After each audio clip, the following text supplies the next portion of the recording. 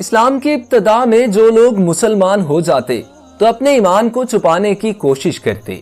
رسول اللہ صلی اللہ علیہ وآلہ وسلم بھی اسے چھپانے کی تلقین کرتے، لیکن جب مسلمانوں کی تعداد 39 ہو گئی تو حضرت ابوبکر صدیق رضی اللہ تعالی عنہ نے درخواست کی کہ کھلم کھلا تبلیغ کی جائے۔ رسول اللہ صلی اللہ علیہ وآلہ وسلم نے اول انکار فرمایا، مگر حضرت ابوبکر صدیق کے اصرار پر قبول فرمایا اور خانہ کعبہ تشریف لے گئے۔ حضرت ابوبکر صدیق رضی اللہ تعالی عنہ نے دعوتی خطبہ شروع کیا۔ یہ سب سے پہلا خطبہ تھا جو اسلام میں پڑھایا گیا۔ خطبہ شروع ہونا تھا کہ چاروں طرف سے مشرکین و کفار مسلمانوں پر ٹوٹ پڑے۔ حضرت ابوبکر صدیق رضی اللہ تعالی عنہ کو بھی باوجود اس کے کہ مکہ و مکرمہ میں ان کی عام طور سے عظمت و شرافت مسلم تھی، اس قدر مارا کہ تمام چہرہ مبارک خون سے بھر گیا، ناک کان سب لہو لہان ہو گئے۔ اتنا مارا کہ آپ پہچانے ہی نہیں جاتے تھے۔ جوتوں سے لاتوں سے مارا گیا، پاؤں سے روندے گئے، جو نہ کرنا تھا وہ بھی کر گئے۔ حضرت ابوبکر صدیق رضی اللہ تعالی عنہ بے ہوش ہو گئے۔ حضرت ابوبکر صدیق رضی اللہ تعالی عنہ کے خاندان کے لوگوں کو خبر ہوئی، وہ آئے اور انہیں وہاں سے اٹھا کر لے گئے۔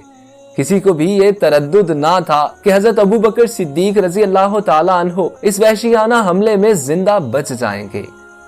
آپ کے خاندان کے لوگ مسجد میں آئے اور اعلان کیا کہ اگر حضرت ابوبکر صدیق رضی اللہ تعالی عنہ کی اس حادثے میں وفات ہو گئی تو ہم ان کے بدلے میں عتبہ بن ربیعہ کو قتل کریں گے۔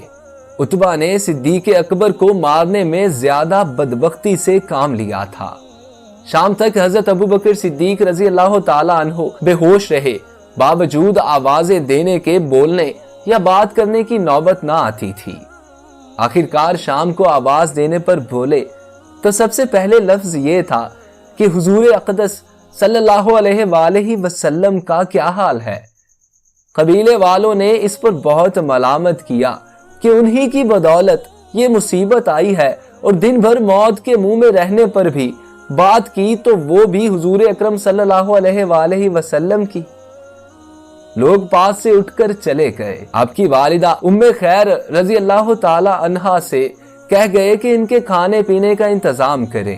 وہ کچھ تیار کر کے آئیں اور کھانے پینے پر اصرار کیا، مگر حضرت ابوبکر صدیق رضی اللہ تعالی عنہ کی وہی ایک ضد تھی کہ میرے حضور اقدس صلی اللہ علیہ وآلہ وسلم کا کیا حال ہے اور آپ پر کیا گزری۔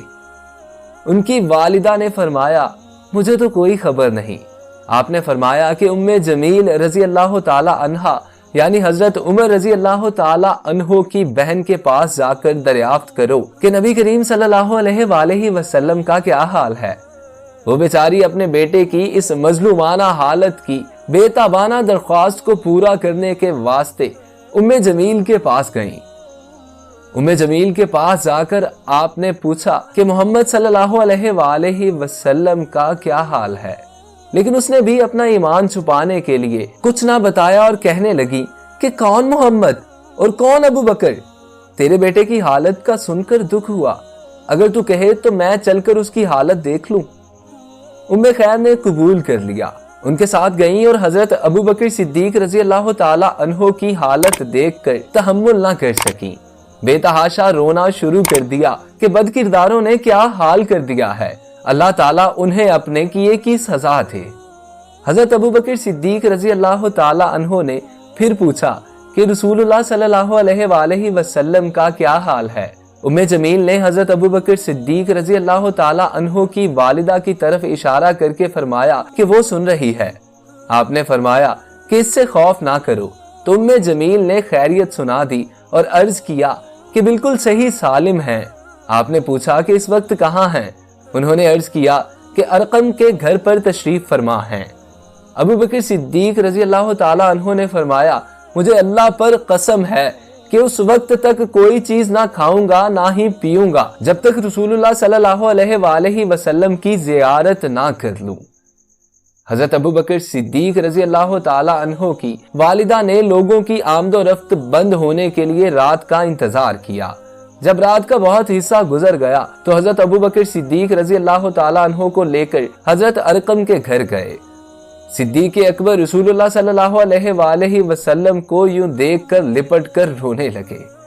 रसूलुल्लाह सल्लल्लाहु अलैहि वसल्लम भी लिपट कर रोए और मुसलमान भी सब रोने लगे, क्योंकि उनसे सिद्दीक अकबर की हालत देखी नहीं जाती थी। इसके बाद हजरत अबू बकर सिद्दीक रजी अल्लाह ताला अन्हो ने दरख्वास्त की कि ये मेरी वालिदा हैं, इनके लिए हिदायत की दुआ फरमाते। आप सल्लल्लाहु अलैहि वसल्लम ने इस्लाम की तबलीग और हिदायत की दुआ भी फरमा दी। वो भी उसी वक्त मुसलमान हो गई।